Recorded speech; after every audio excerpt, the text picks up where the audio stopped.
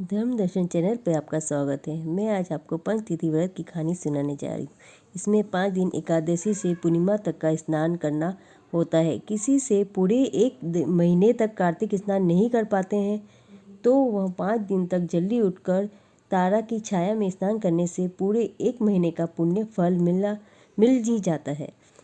पंचतिथि की कहानी। एक ब्राह्मण की बेटी थी। वह कार्तिक के महीने में सुबह सुबह गंगा जी स्नान करती थी।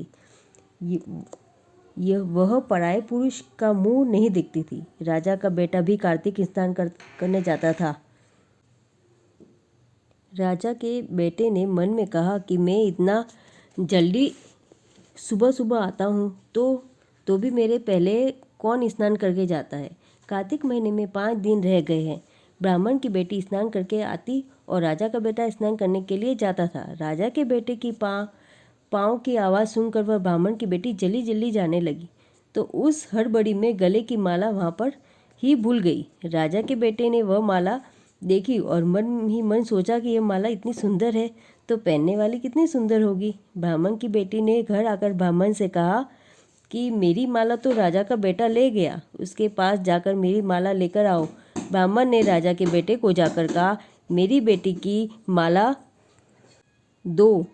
राजा के बेटे ने कहा कि वह माला तो तब दूंगा जब तेरी बेटी मेरे महल में 5 रात आएगी, तब दूंगा। ब्राह्मण ने घर आकर बेटी से कहा, राजा के बेटे ने यह कहा है। जब बेटी बोली, मैं जाऊंगी, लेकिन राजा के बेटे को कहकर आओ कि मेरे आई हुई की साग कौन भरेगा। ब्राह्मण जाकर राजा के बेटे को कहा। राजा का बेटा महल में तोता का पिंजरा लटका दिया और कहा कि तेरी साख यह तोता भरेगा। ब्राह्मण की बेटी पहन ओढ़ कर राजा के बेटे के महल में गई। जब कहा कि हे भगवान, मैं हर की पेड़ी समझकर चढ़ी हूँ, पापी की पेड़ी समझकर नहीं चढ़ी हूँ।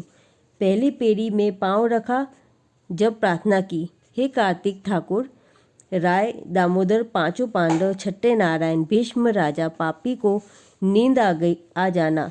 इतना कहकर वह राजा के बेटे के पलंग के पास निकली, लेकिन उसको नींद आ गई। ब्राह्मण की बेटी ने तोते से कहा कि तोता तोता मेरी साग भरना, मेरी एक रात पूरी हो गई। इतना कहकर वह घर आ गई। राजा का बेटा उठा और तोते से पूछा कि वह कैसी थी। तोता बोला, आभा जैसी बिजली, हाली जैसी झल, केल जैसी कामिनी, गुलाब जैसा रंग।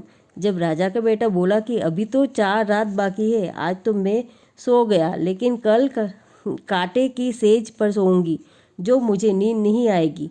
वह तो 12 बजते ही राजा के बेटे को नींद आ गई। ब्राह्मण की बेटी ने पहले कहा जैसी कहकर महल में चढ़ गई, लेकिन राजा के बेटे को सोए हुए देखकर वापस उतर गई और तोते से कहा कि तुम मेरी साग भरना, आज मेरी 2 रात पूरी हो गई। इतना कहकर वह घर आ गई। राजा के बेटे को जाग लगी। वह उठा और तोते से पूछा कि वह आई कैसी थी।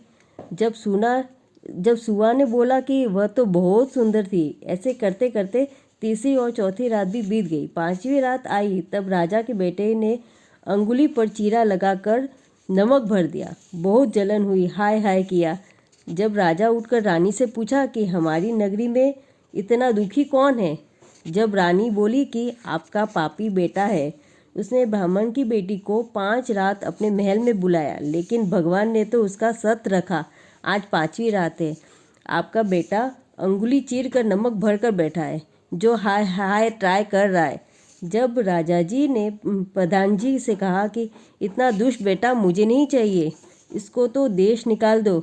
प्रधान जी ने राजा से कहा कि जैसा करेगा वैसा भरेगा, इसको तो आप माफ़ कर दो। राजा ब्राह्मण की बेटी को बुलाया और अच्छा लड़का देखकर उसका विवाह कर दिया।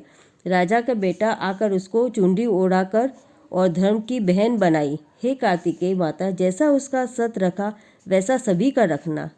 जय श्री कृष्णा।